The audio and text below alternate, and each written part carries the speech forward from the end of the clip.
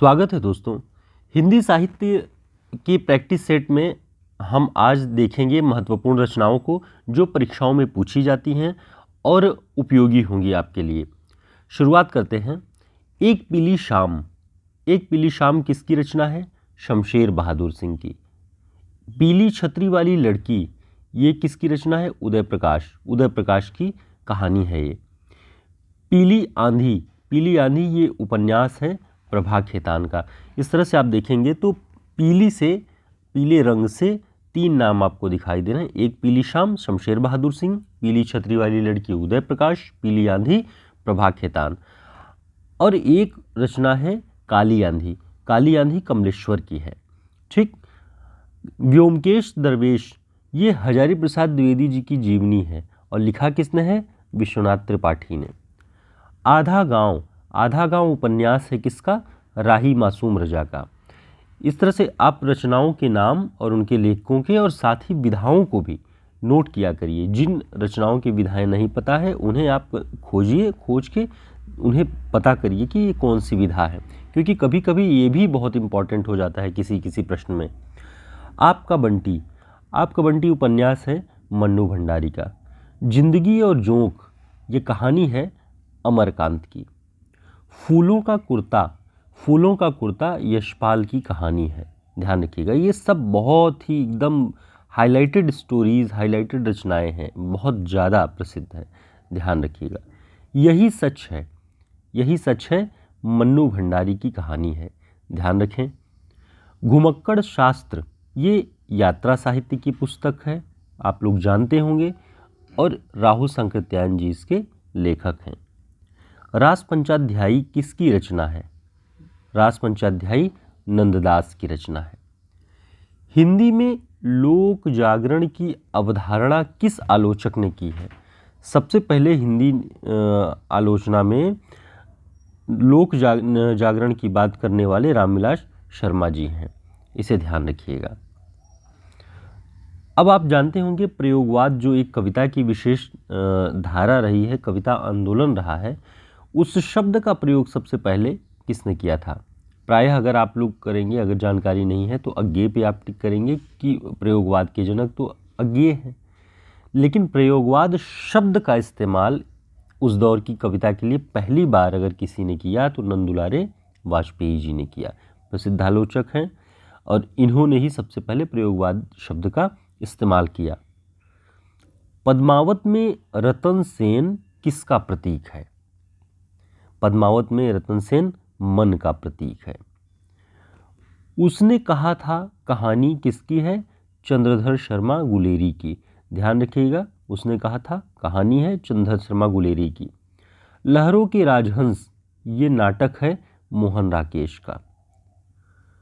तोड़ने ही होंगे मठ और गढ़ सब, यह किसकी पंक्ति है? तो मठ और गढ़ तोड़ने की बात कौन करता है? सारी विचारधाराओं का आतंक तोड़ने की बात कौन करता है? मुक्तिबोध करते हैं।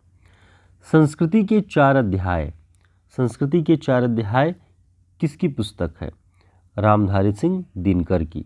भारतीय इतिहास और संस्कृति को बहुत अच्छे से अगर समझना हो आपको तो इस पुस्तक को जरूर पढ़ें, संस्कृति के चार अध्याय। अक्सर ये हर विश्वविद्यालय के ग्रेजुएशन के पाठ्यक्रम में ज़रूर होती है, तो जब भी भारतीय इतिहास और संस्कृति को समझना हो तो बहुत आसान पुस्तक, बहुत महत्वपूर्ण पुस्तक है ये, संस्कृति के चार अध्याय। गद्य जीवन संग्राम की भाषा है, ये पंक्ति किसकी है? गद्य जीवन संग्राम की भाषा है, निराला की पंक्ति है। नाटक जारी है। नाटक जारी है किस विधा की रचना है? इसका सही उत्तर है कविता। जैसे ही नाटक जारी है आप पढ़ेंगे, अगर इसकी विधा पूछ लेता है तो अगर आप नहीं जानते तो आप नाटक पे टिक करेंगे, किंतु ये कविता संग्रह है लीलाधर जगूड़ी का। ध्यान रखिएगा। काव्य निर्णय किसकी रचना है? काव्य निर्णय भिखारी दास की रचना है। सुमित्रानंदन पंत नामक ग्रंथ के लेखक कौन है? सुमित्रानंदन पंत नाम से ही पुस्तक किसने लिखी है? डॉक्टर नगेंद्र जी ने। धर्मयुग पत्रिका के संपादक कौन है? धर्मयुग पत्रिका के संपादक धर्मवीर भारती थे। 1950 ईस्वी में बम्बई से ये पत्रिका निकलती थी धर्मयुग। रोमांच किस प्रकार का अनुभव है? रोमांच सात्विक अनुभव है। चूलिका किसका भेद है? चूलिका प्राकृत भाषा का भेद है। इंदु पत्रिका के संपादक कौन थे? जयशंकर प्रसाद जी ने इंदु पत्रिका का संपादन किया था। अंबिका दत्त व्यास का भी नाम आता है इस पत्रिका के संपादन में। निषाद बांसुरी किस विधा की रचना है? निषाद बांसुरी ललित निबंध है, ध्यान रखिएगा। कल्चर एंड अनार्की किसकी रचना है? मैथ्यू अर्नल्ड की। सुजान कुमार किस सूफी प्रेमाख्यान का नायक है? इंद्रावती। और इंद्रावती किसकी रचना है? नूर मोहम्मद की। तो इसी इंद्रावती में सुजान कुमार नाम का एक नायक रहता है। बाणभट्ट की आत्मकथा। बाणभट्ट की आत्मकथा, अब देखिए यहाँ से अगर आप जानते हैं तो बहुत अच्छी बात है, लेकिन आत्मकथा कहते ही कन्फ्यूज़न होने लगती है, लेकिन ये है उपन्यास की विधा और हजारी प्रसाद द्विवेदी जी इसके उपन्यासकार हैं। और इसमें जीवन मूल्यों पर आधारित एक उदात्त प्रेम कथा का वर्णन है। आप इसमें एकदम उदात्त प्रेम का एक स्वरूप पाएंगे, जो बाणभट्ट इसका मुख्य पात्र है, भट्टिनी जो इसमें नायिका के बतौर है। तो ये पूरी की पूरी कथा आप इसको पढ़ेंगे।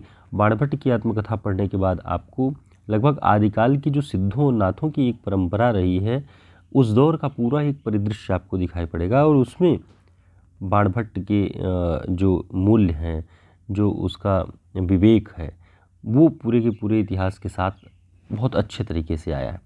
बहुत अच्छा उपन्यास है और सिलेबस में लगा भी हुआ है ये पाठ्यक्रमों में।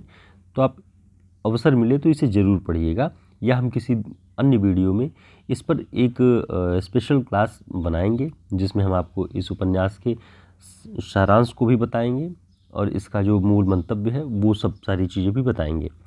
तो उम्मीद है आपके लिए ये वीडियो उपयोगी होगा। ये रचनाएं बहुत महत्वपूर्ण हैं। साथ ही हम इस बात पर जोर देते हैं कि आप जो भी रचनाएं पढ़िए, कभी कभी विधाओं से जब पूछ लेता है कि फला किस विधा की रचना है, तो उसे चुनना भी कठिन होता है, क्योंकि इस तरह से द्वंदात्मक रचनाओं के नाम देते हैं। जैसे नाटक जारी है कविता संग्रह, लेकिन नाटक जारी है से नाटक का बोध करता है। तो ऐसे ऐसे, ताकि ये भ्रम न हो और आप कन्फ्यूज़न की स्थिति में न रहें, उसके लिए आपको ज़रूरी है कि जब भी जिस रचना को पढ़िए, ध्यान रखिए कि ये किस विधा की रचना है, उस पर भी आपका फोकस होना चाहिए। तो आपके लिए उपयोगी होगा ये वीडियो। मिलते हैं एक नए वीडियो के साथ, कुछ महत्वपूर्ण रचनाओं के साथ। एक नया प्रैक्टिस सेट होगा। तब तक के लिए नमस्कार, शुभकामनाएं।